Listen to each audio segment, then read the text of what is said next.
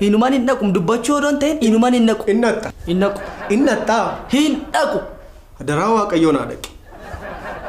Maal ta'a yeroo waa meeqa dhaggeeffataa oolta miti kun nama warra hin beekne. Yaa kana jedhu ana moo bilbila kanatu sitti dhiyaata ammasi.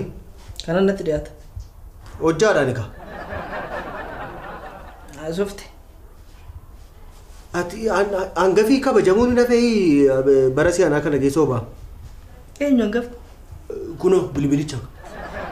Sammaa kanaafan kabajee wajjin haasa'aami? Kabaja si haa dhawwatu. Waan hin jedhuun qabu.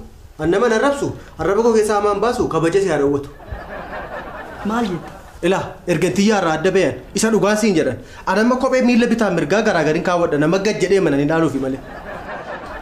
Sirrii siin jedhaaman. Anamma isin galgala raftanii ganama kaatu miti an ganama ka'een galgala deebi'ee hirribii wal keessa na jalaa rukutame. Amma jaarsummaan ergachaa jiran. Ani immoo sansila ofumaas tiree kameen fudhatiniiti. Fuudhuudhaa moo jaarsummaa? Maalan fuudhe erganarraa adda baatee fuudhaa yeroo nagaayyuun fuune hooti. Oona fuudhisiin jettee dheeni. Akkuma fedhe haa ta'u fira keessaa nama tokko erguun qabedheen jaarsummaa callumettee duukaa dhattaa jedheen. Achi dhattee hin dubbattu. Tiyyaa makoo fuulduratti ilaaltee. Hinumaan hin naqu. Hinumaan hin naqu dubbachuu odoon ta'in hinumaan hin naqu. Innatta. Hin naqu. Innattaa. Hin dhaqu. Daraa waaqayyoon haa dhaqi. Obaam kanan si rakkise an jireenya koo keessatti. Jaarsan si godhe sin kabaje nama guddaan si godhe naa dhaqi kana. Tiyyaa koo argitee dhuftammu. Dhattee waa isaan jedhan gaafattee adaraa irkoon nama nagaadha nama hubataadha mana keessaati ganama ka'ee ciree isatu hojjeta. Galgala irbaata nyaanne isatu miica waan itti nyaanne. Ganama ka'ee siree hunda keenya irra deeme isatu hafa. Si wajjin soba. Si wajjin soba? Maal gootee beekta? Waa si gorsu?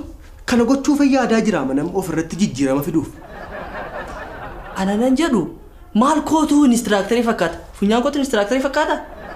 Moo umurii kootiin ala dhadhee gamtaa fi inistiraaktarii gidduu na dhaabdee achiin na dhaabdee jaarsa ta'ee dhaqa. Aha waan umurii kee malee hin hojjettu? Hin hojjedhu waan umurii koo nal hin hojjedhu. Maaliif gaddeebitee handaaqqoo attaree mandara keessa? Umurii kootu na ayyama isa. Aha hiriyaa handaaqqooti ati? Hiriyaa handaaqqooti. Ji'a meeqa ati Obaama? Armeen gaafatta? Rakkina qabu. Sirra ga'a ammoo. Hin guddattaa nama taataa hiriyaa qabattaa si dhiifti immoo. An beekamu amala durbaa keessaa immoo kun isa tokkodha. Si dhiifti garaa kee mada'a gaafa sana jaarsummaa naa kottettee na kadhattaa hin dhufoon immoo gaafa sana. Ammuman sitti maati. Ani hin naqu. Ani immoo akka keetii jaarsummaan ergu hinuma nata. Rakkina hin qabu. Hundaafuu hojiin deema. Rakkina hin qabu. Rakkina hin qabu. An si rarrabsu an arraba koo keessaa hamaan baasu an. What a generation.